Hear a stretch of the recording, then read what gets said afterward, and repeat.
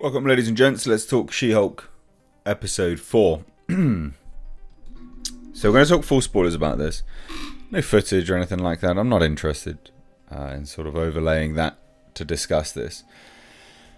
It's a bit of a nightmare with Disney. They love to copyright claim. This was an interesting episode for a few reasons. I think I've finally started to figure out exactly what I think of She-Hulk, right? She-Hulk is indicative of the current direction Marvel is going in, on a whole.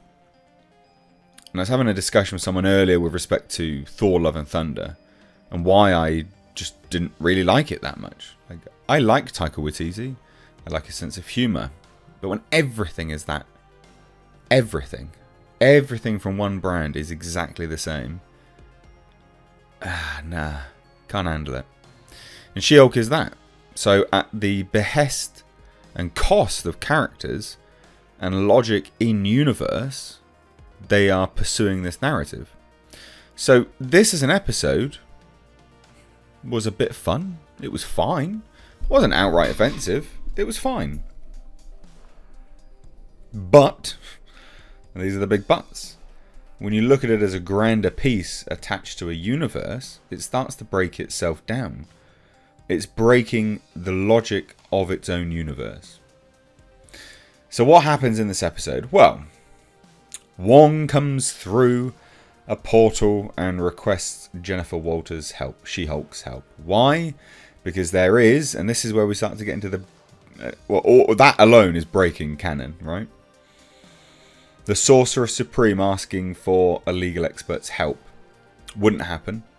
But secondly, why is he asking her for help? Her brute strength, you might add. You might think, no, needs her as a lawyer. Why? To stop someone else performing magic. What? Donny Blaze, obviously a play on Johnny Blaze. This, Donny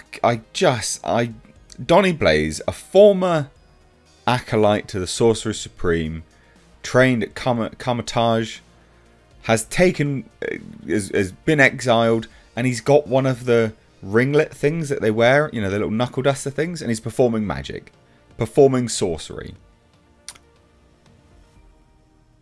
You need a lawyer's help for that, do you, Wong? Do you? Oh, he would destabilize our reality. Just go fix it yourself, Wong. That's what the Doctor Strange movies are all about. This is where I can't take it remotely seriously as something which is connected to a wider piece. Deeply disappointing.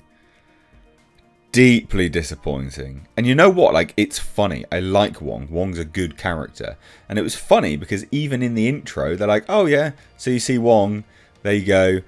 Jennifer Walters, breaks the fourth wall, and it's like, oh yeah, well, at least this will be Twitter armor for the week. It's like, yes and no.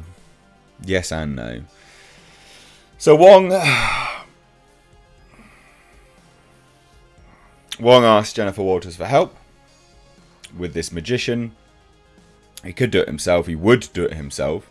This is something that he would just do. And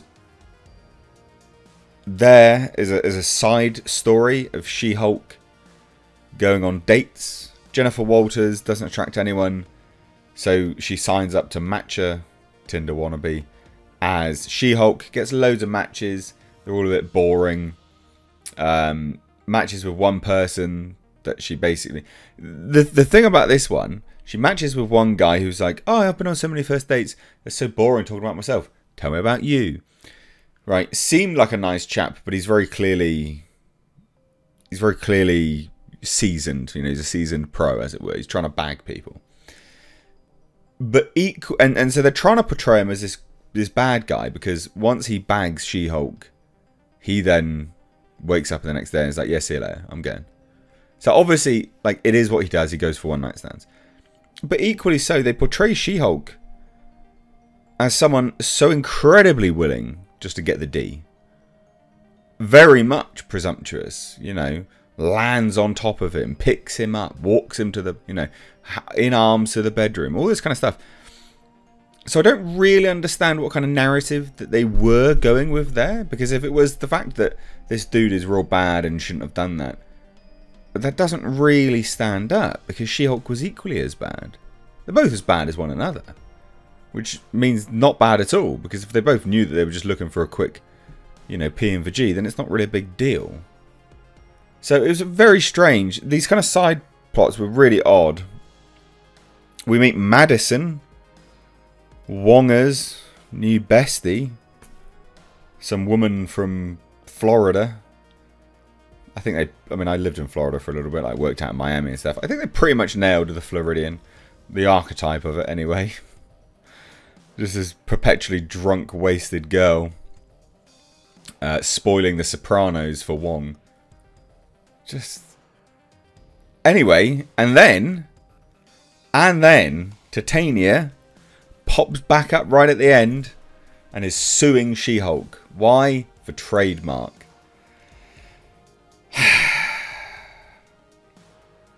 It's just not a very good show. I don't see where they're going with it. I'm gonna guess, episode 4, wildest guess, is that they're going to try and stick a landing and progression that She-Hulk wants to be a superhero in the future. That's all I'm thinking it is. A reluctant superhero. But outside of that, it was really poor. Awful graphics again. They tease Mephisto. That's kind of cool. That's about it. Everything outside of that, not so good.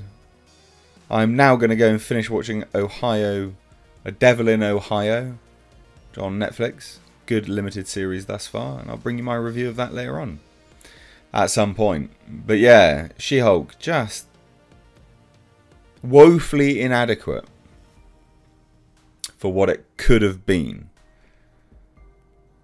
Yeah, because even this Titania nonsense pisses all over the issue that Titania has of She-Hulk initially in the comics. So can't recommend it. If you've seen it, let me know what you think. Did you think the guy was as bad as She-Hulk and She-Hulk was as bad as the guy?